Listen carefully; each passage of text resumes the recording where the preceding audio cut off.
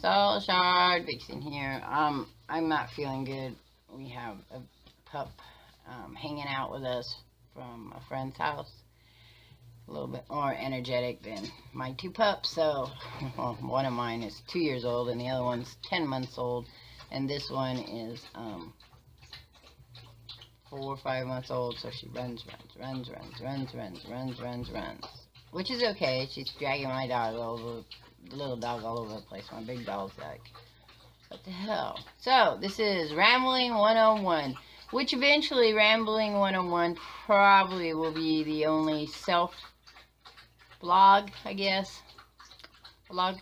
Because, the way the channel's going to be built for the vlogs at the, probably by next year, by the turn of the, around by March, is, I have, like, series I'll do. So, one series will be on, books and comic books and, movies and things like that. And then another one will be this one, Rambling 101. I don't know if it'll still be called Rambling 101. And then another one will be, things that have happened in that week. I only want to do that, like, once a month. Because, gosh, there's so much things that happen that were like, woo, and whoa, and oh, so I don't know if I want to do that much of them. Like I said, today I don't feel good. Probably just fibromyalgia. I haven't had an attack in a long time. I mean, not that I would know I had an attack. Sometimes I don't know I'm having an attack. But I'm tired, and I feel like I have the flu. My throat hurts, which could be the flu. But usually what I do is I wait a couple of days, and then if it's still bothering me, I'll go see the doctor. Usually if it's fibromyalgia, it won't keep bothering me. I always look so... So, let's see, rambling, what can ramble? Well, I'm still playing No Man's Sky, and I find that it's interesting how there's like these groups of people and their concept of it. So you had the people that were the haters. They hated it, always hated it, and have never changed their mind about it. They just hate it. They hate either how Hello Games did the things, or they hate the way the game is, or they just hate. And they never could open up their arms and give it some love. Then you have those people who are like, okay, I kind of like the game. I'm gonna play it, and it'll get better. And it got better. And then then they split off, and there's a group that goes, now I'm in the, not really haters, but they don't really like the game as much as they had kind of learned to like the game, because there were a lot of changes. And then you have those who are like, oh yeah, it's okay, and it's getting better, and I really like it. And then you have those who love it. I'm in this thing. I'm not sure that I like the updates as much as everybody else likes the updates, because there's a lot of changes that occurred before the big update on their birthday, what was like August 8th or something. There was stuff that occurred that I didn't really find that great from when I first played the game. But that's me. And you know what? It didn't keep me from buying the game. It doesn't keep me from playing the game. And right now, I'm playing the game and creative. I do survival and creative probably are going to be the two I'm going to work on. Normal, every once in a while, the story irritates me. It's a lot of the developers forcing me to play the game they want me to play the game. They give me two options to playing it, but it still is it's like a huge, play it long or play it short. But there's a lot of that back and forth. And there's games that are like that. I mean, Borderlands is like that, back and forth. You go to the same places over and over, and Rage is like that. But they have a little more interesting interactions, I guess, where I get to shoot everything. I don't necessarily get to shoot everything in No Man's Sky. That's alright. And I'm in creative. I've decided I'm going to map the galaxy, which you may or may not go over well. We'll see. I don't know. It seems like it'll be kind of slightly boring to people. But it does give you that avenue of being more, instead of a storyteller style, like in survival, I have the crazy lone traveler who's all by herself, has no idea what's going on, and kind of thinks, it's part of it's all in her brain and other parts are not. And then this is more like just someone traveling and, getting bored and traveling and trying to change things up and entertain themselves. So I have those two kind of going on. I kind of want to get into the cage matches that they do through the Catnip gang.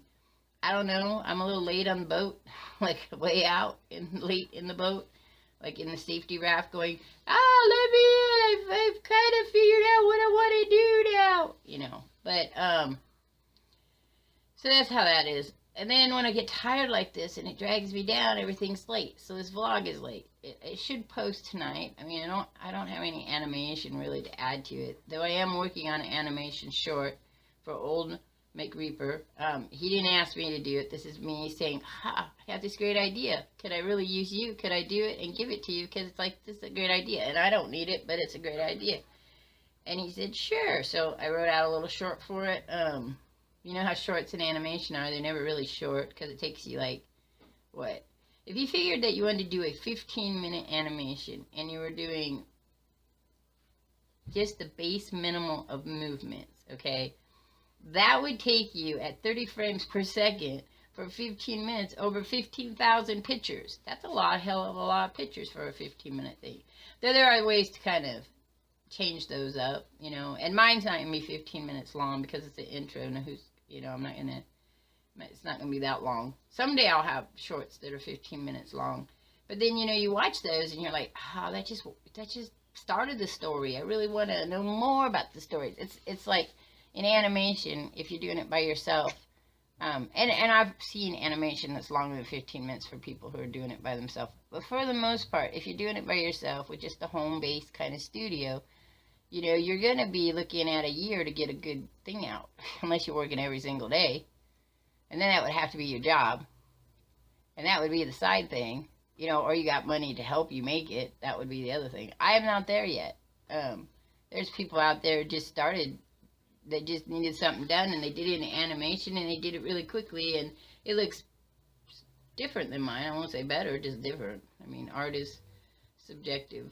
I like making animation, so that's okay. It just takes a while, and when I'm not feeling good, it takes even longer, and for the most part, with the fibromyalgia, I can only do things in like little 15-minute slots.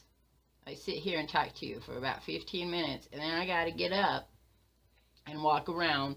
Or I rarely lay down, or sit in my chair so I can push my shoulders back, because part of my problem in my shoulders apparently is I'm not keeping them back far enough. My posture sucks. My posture sucks because everything else hurts when I do try to sit up straight and keep my shoulders back. It's kind of that weird, you know, vicious cycle. And so I'm trying to get off the spinning wheel and figure out what's going on with that. So I have been having bouts of depression, but I quit one pill in the morning, so that could be part of that problem too. Let's see. I like the rambling series because I can just think of short little things to talk about. And all through the week I think of things to think about. You know what happens? I get here and I sit in front of you and I got nothing to think about. That seems to be about the norm for lots of people, you know. They talk about it. What are they going to talk about today? I don't shop, so can't show you my shopping haul. I mean, for me, a good shopping day is stretchy pants and some kind of comic book t-shirt. Woohoo! Woohoo! Now my daughter just buys them for me. Gaming. I probably do gaming shopping most of all. I'll go out but that's short period of time, just looking at real, you know, going to a couple game stores. Again, though, is now with the fibromyalgia and the shoulder problem, I can go into a store, walk around, look at things, and then I gotta go and sit in the car. Today is a good example. We went to the store to get dog food. That's all we did. We went dog food. I got a bag of chips, a little bag of chips, because I was hungry. And then we were gonna go and get Slurpees. And I sat in the car because I just couldn't get up to get to the Slurpee machine. I just couldn't do it. I was like, I'll just sit here for a little while. And then we went to the dollar store. Again, I rested for a little while. I got up. I went into the dollar store. And then, we went to T-Mobile. And then we went to the dollar store. And I was tired out of T-Mobile, but I had to go to the dollar store to get new glasses because the dog ate all the glasses. I have the little magnifying glasses you buy so you can read when you're old. Oh, she ate them all. She climbed up on my computer desk, and she just pulled them down and ate them. She eats everything. She's like this little roller molar. You know, so I wish she'd eat my grass in the backyard. Actually, she does eat the grass in the backyard, but not fast enough for it to be profitable for me. Let's see. September seems to be a hard month for everybody. My theory has always been because of school. And even though people as adults aren't in school anymore, that feeling of foreverness. And then if you have kids, there's always just that kind of weirdness about September. You know, and then you start moving into the winter months, and then you, so of course if you live in Australia, I guess you're coming out of winter, and so maybe September isn't that same kind of feeling that you get other places. So my question to anybody that lives in Australia is, in September, do elementary people start their schools in September, or do they start their schools in, say, I don't know, January? You know, whenever you, or fall, whatever your fall time would be, which would be, if July is winter and December is summer, right? Fall would be what, in like June, May, maybe? Yeah, so is that when they do their school during the summer, the winter time? Because traditionally school does that, because here school does that because of harvest. And actually September was pushed a little bit back, but it was always, and then when Labor Day became a big deal, like it was a holiday, that just was where they will start school after Labor Day, because then it was the industrial age. So I was always curious about other countries, though. Do they do that in other countries? Steel City Man out there, I know that though England and the United Kingdom tend to run about the same winter months as we do. So most of the kids I've talked to that are in that area are going to school now, so that wouldn't be the same, would it? Where I live, we've had fires constantly in Oregon, and so it was smoky out there forever.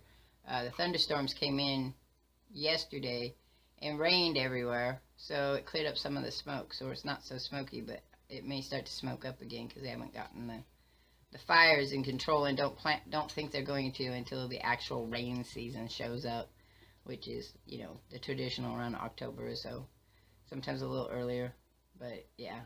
And then, so I feel sorry, and not sorry like it's my fault sorry, but sympathetically sorry for the people in Texas and now the people in Florida.